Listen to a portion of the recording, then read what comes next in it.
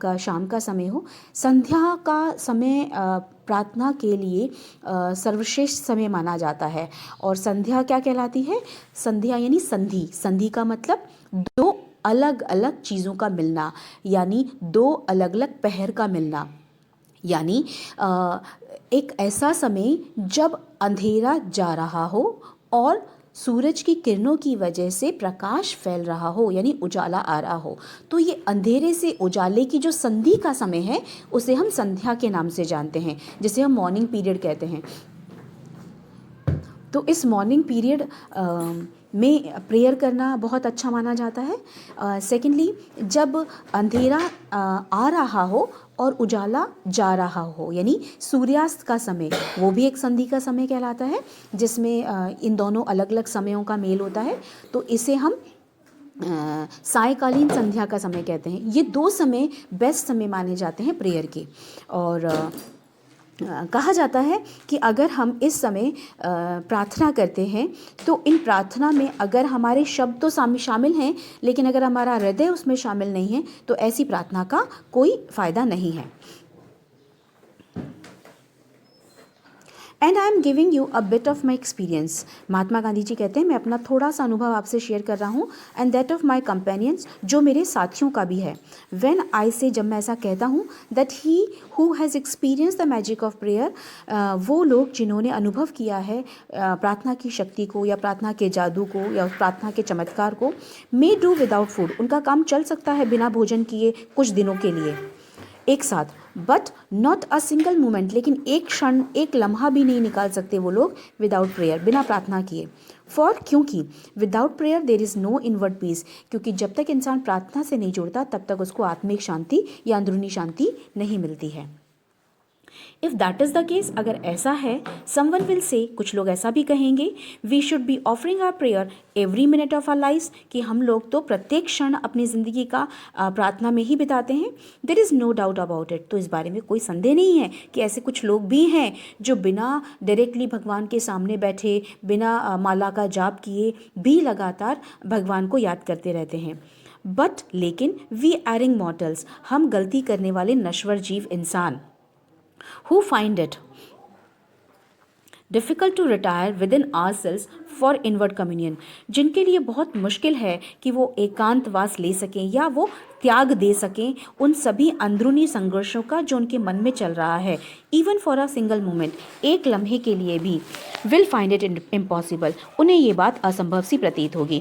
यानी हम जैसे गलती करने वाले इंसानों के लिए, जिनके लिए कुछ एक समय, एक लम्हे के लिए भी अपने मन में चल रहे संघर्षों को दूर करना नामुमकिन सा प्रतीत होता है, वो तो इस तरह का इनवर्ड कम्युनियन भगवान से सेट करना असंभव सा फील करेंगे। To remain perpetually in communion with the divine, कि वो लगातार भगवान के संपर्क में बने रह सकें, यानी लगातार भगवान के संपर्क में बने रहना ऐसे नश्वर इंसान के लिए नामुमकिन है जो लगातार सांसारिक मोहमाया के जाल में फंसा है। We therefore fix some hours, और इसीलिए हम जैसे इंसान लोग क्या करते हैं, कुछ घंटे सुनिश्चित कर देते हैं। When we make a serious effort to throw off the attachments, जब हम बहुत गंभीर प्रयास करने का प्रयास करते हैं अपनी इन सब मोह माया को त्याग करने का इस संसार की कुछ क्षणों के लिए, जिस समय हम संध्या या प्रार्थना करने बैठते हैं, हम उन सब का त्याग करके अपने आप को ईश्वर से जोड़ने का प्रयास करते हैं। We make a serious endeavour to remain, so to say, out of the flesh, हम बहुत गंभीर प्रयास करते हैं जिसका, जैसे कि हम कहते हैं, आउट ऑफ द फ्लैश, अपने शरीर से अपनी आत्मा को अलग करने का, यानी अपनी बॉडी से अपनी आत्मा को अलग करने का प्रयास करते हैं।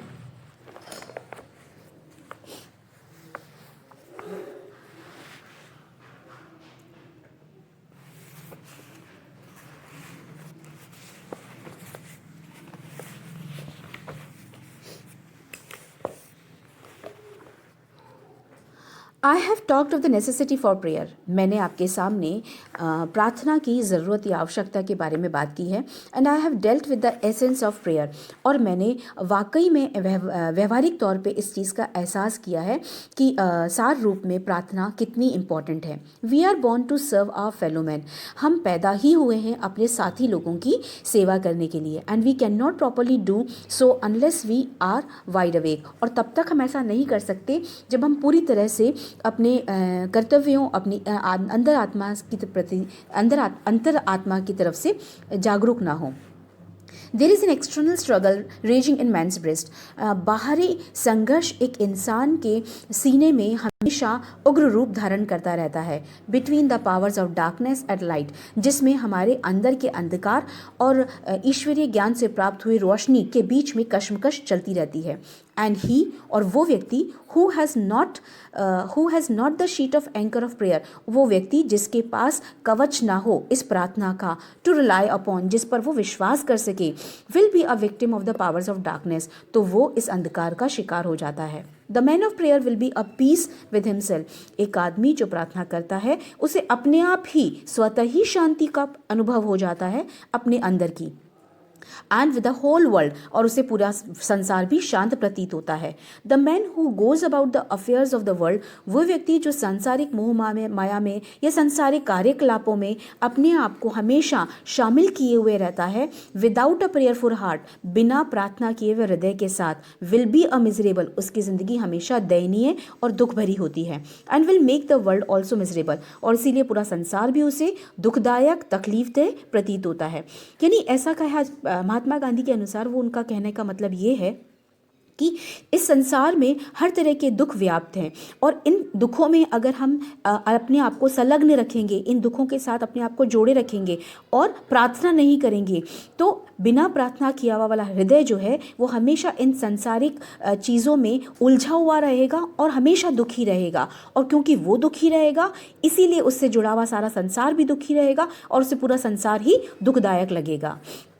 अपार्ट, इसके अलावा, देयरफॉर, इसीलिए, from its bearing on man's condition after death, कि एक व्यक्ति जो है and apart from its bearing on man's condition after death, इसके अलावा मैन की जो अवस्था होती है मृत्यु के बाद भी,